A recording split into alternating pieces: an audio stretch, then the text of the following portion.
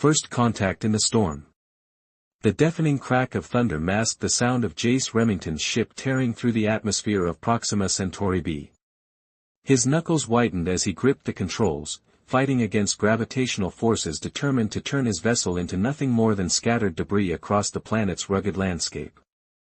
"Come on, you stubborn piece of junk," he muttered through gritted teeth, his dark eyes fixed on the control panel where warning lights flashed in an alarming symphony of reds and yellows.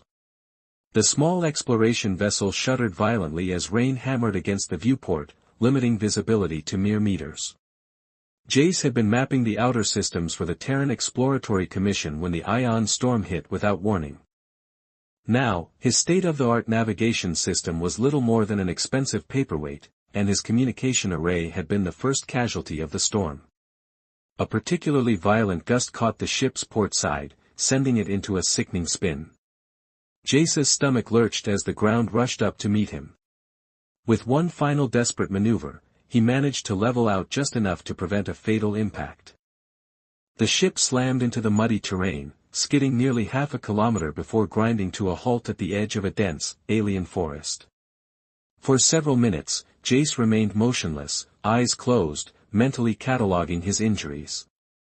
A sharp pain in his ribs, possibly cracked. A warm trickle of blood from a cut above his right eyebrow. Nothing fatal, he'd survived worse during his years in the commission. The persistent hiss of escaping oxygen finally motivated him to move. With practiced efficiency, he secured his emergency pack and pulled on an environment suit. The planet's atmosphere was technically breathable according to preliminary scans, but protocol demanded caution. Jace forced the damaged hatch open, wincing as the effort sent fresh waves of pain through his torso. Rain immediately assaulted him, heavy drops hammering against his helmet as he surveyed the damage. The ship's hull was breached in multiple places, fuel cells ruptured beyond repair. He wouldn't be leaving this planet in his current vessel. "Spectacular landing, Remington," he muttered to himself. "Another stellar performance." His wrist scanner indicated the nearest settlement was over 200 kilometers away, an impossible trek through unknown terrain without proper equipment. The emergency beacon was his best hope, but even that would take days, possibly weeks, to bring rescue in this remote sector. Lightning split the sky, illuminating the forest edge. Something moved in the shadows. Jace's hand instinctively dropped to the pulse pistol at his hip, his body tensing. The Commission's briefings on this planet had mentioned primitive wildlife, nothing sentient. But briefings were often wrong, fatally so for unprepared explorers. Another flash of lightning revealed a slender figure darting between the enormous tree-like structures. Definitely bipedal, possibly humanoid. "Hello." Jace called out, his voice barely audible over the storm. "I'm not armed." A lie, but one that might prevent a confrontation. Only the howling wind answered him. Sighing, Jace turned back to his ship to salvage what supplies he could. The emergency shelter would have to do until the storm passed. As he reached for the hatch, a soft thud behind him made him spin around, pistol drawn in one fluid motion. The creature, no person, stood just meters away, rain cascading down a form that was undeniably female but distinctly not human. Her skin held an opalescent quality, shifting between pale blue and lavender as she moved. Long, silvery hair clung to her slender frame, and large, luminous eyes regarded him with unmistakable intelligence and fear.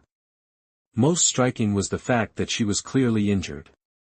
A dark fluid that Jace assumed was blood trickled from a wound on her shoulder, and she favored her right leg, clearly in pain. "Easy," Jace said softly, slowly holstering his weapon. "I'm not going to hurt you." The alien woman trembled, whether from cold, fear, or her injuries, Jace couldn't tell. Perhaps all three. She attempted to speak, her voice producing melodic sounds unlike any language Jace had encountered. His universal translator, standard commission equipment, failed to process the unfamiliar tongue.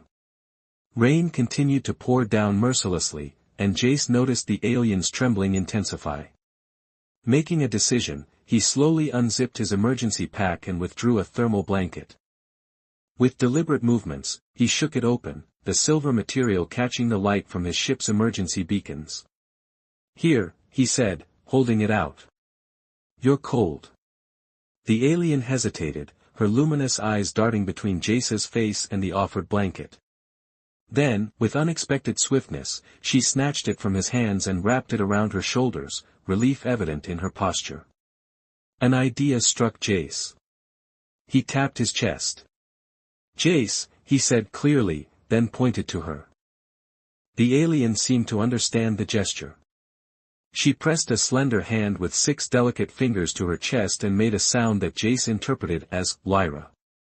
"Lyra," he repeated, and she nodded, the first hint of something besides fear crossing her features. Another crash of thunder made her flinch, and Jace gestured toward his damaged ship. "We need shelter," he said, knowing she wouldn't understand his words but hoping his intent was clear. He pointed to her injury. "And I need to look at that wound." Lyra seemed to hesitate, glancing back toward the forest, then at the darkening sky. Finally, she nodded, following Jace with cautious steps toward the relative safety of his damaged vessel. Inside, Jace activated the emergency lighting, casting the cabin in a soft blue glow. He removed his helmet, watching Lyra's reaction carefully. Her eyes widened slightly at the sight of his face, but she showed no disgust or fear, just curiosity. Jace pointed to her wound. "May I?" After a moment's hesitation, Lyra lowered the thermal blanket, revealing the injury on her shoulder. It wasn't deep, but the edges showed signs of infection. Jace retrieved the medkit and began cleaning the wound as gently as possible. Lyra winced but remained still, watching his every movement with those luminous eyes. As Jace worked, he became aware of subtle details about her physiology, the slightly lower body temperature, the faint patterns that seemed to shift beneath her skin, the unusual structure of the wound itself. "What happened to you?" he asked, not expecting an answer. To his surprise, Lyra responded by making a series of gestures. She mimicked something large with claws, then pointed to her shoulder and then to the forest.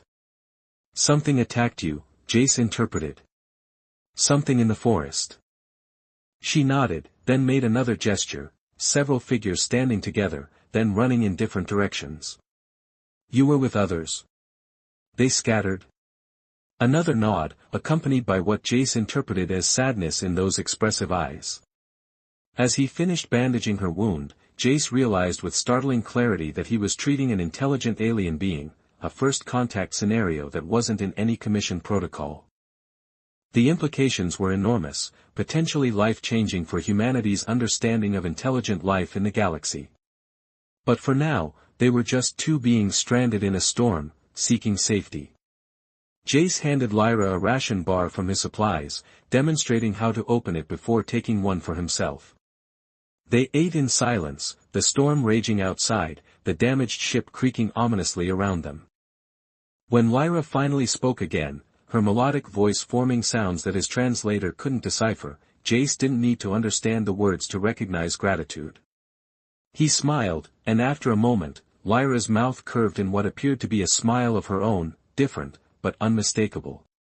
In that moment, as lightning illuminated the small cabin, Jace felt a profound sense of connection that transcended their biological differences. Whatever happened next, this encounter had already changed him forever. "We'll figure this out," he promised, though she couldn't understand. "Together." Lyra tilted her head, then reached out hesitantly, her 6-fingered hand hovering near his. Slowly, deliberately, Jace extended his hand, palm up in a universal gesture of peace. After a moment's pause, she placed her hand in his, and a silent agreement was formed between human and alien, strangers no more. Outside, the storm continued to rage, but inside the damaged ship, something remarkable had begun, a connection that would soon prove more important than either of them could possibly imagine. Trust across stars. Morning arrived with tentative rays of sunlight filtering through the damaged hull of Jace's ship. He woke with a start, momentarily disoriented before the events of the previous night came flooding back. His ribs protested as he sat up, scanning the cabin for his unexpected guest. Lyra was perched by the viewport, her opalescent skin capturing the dawn light in ways that made her seem almost luminescent. She was studying one of his navigation charts with intense concentration, her long silver hair now dried and flowing around her shoulders like liquid mercury. "Good morning," Jace said, his voice still rough with sleep. She turned, those luminous eyes focusing on him with unmistakable intelligence. Lyra made a melodic sound that he interpreted as a greeting, then gestured to the chart with obvious curiosity. "Star map," Jace explained, knowing she wouldn't understand the words but trying anyway. He pointed to a specific point. "We're here, Proxima Centauri b." Then he moved his finger to another location. "This is Earth, my home." Lyra studied his movements carefully, then placed her six-fingered hand on a different sector of the map. She made another melodic sound, longer and more complex, which Jace assumed was the name of her homeworld. "You're a long way from home too," he murmured. Their makeshift communication continued as Jace assessed their supplies. 6 days of ration bars if he stretched them, water purifiers, basic survival gear. The emergency beacon was functioning, but relief might take weeks to arrive in this remote sector. They needed a more immediate solution. Lyra seemed to understand his concern. She moved to the ship's hatch and beckoned him to follow, pointing toward the forest with purpose. "You want us to go out there?" Jace asked, remembering her pantomime of the creature that had attacked her. "Is it safe?" In response, Lyra made a complex gesture that seemed to indicate morning was safer than night, then pointed to her own mouth and mimicked eating. "Food."